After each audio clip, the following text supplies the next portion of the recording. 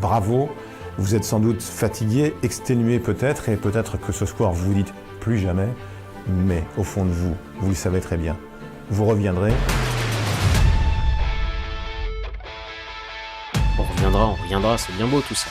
Mais l'étape du tour, c'est la haute montagne. Et c'est pas avec le dénivelé positif que j'ai fait sur les 3-4 dernières sorties que je vais réussir à passer le premier col. Alors on y retourne, et l'objectif de cette semaine, c'est de faire du D+. Vous avez déjà vu tout le début de parcours.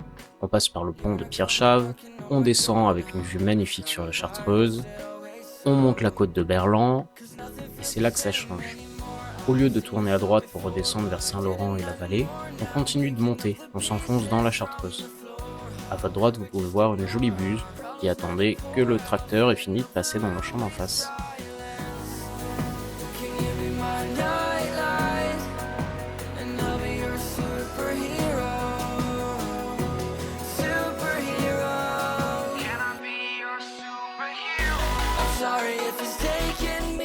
La route qui nous mène jusqu'au tunnel est déjà loin d'être plate.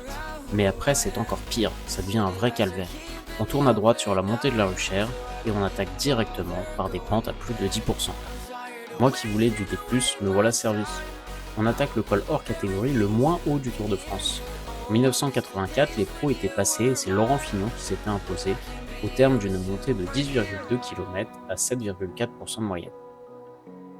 7,4%, oui, mais la moyenne des 5 derniers kilomètres dépasse les 10%.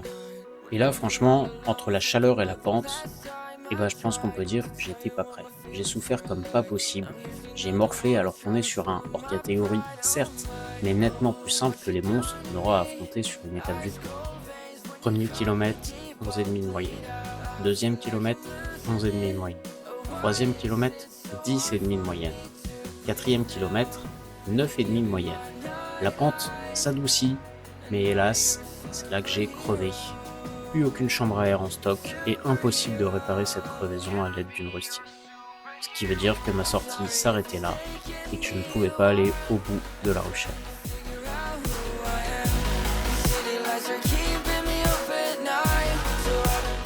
Quelques jours plus tard, le temps de changer de chambre à air, je suis reparti par un itinéraire que vous connaissez désormais par cœur, à l'assaut de la Chartreuse.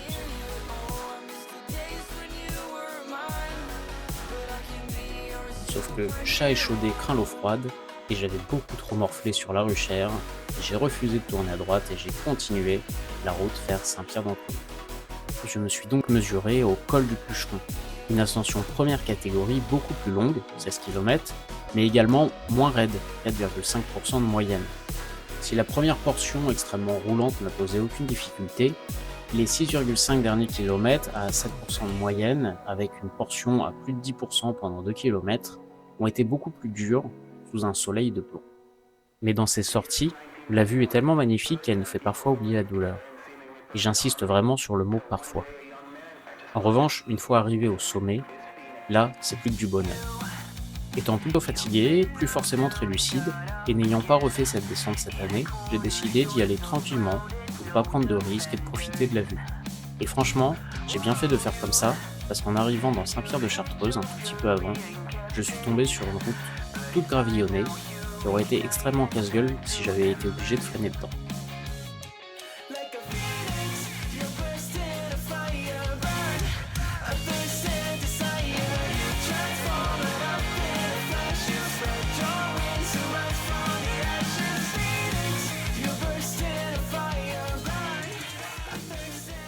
Il ne me restait alors plus qu'à savourer cette magnifique route le long du Gué-Mort en allant vers Saint-Laurent-du-Pont.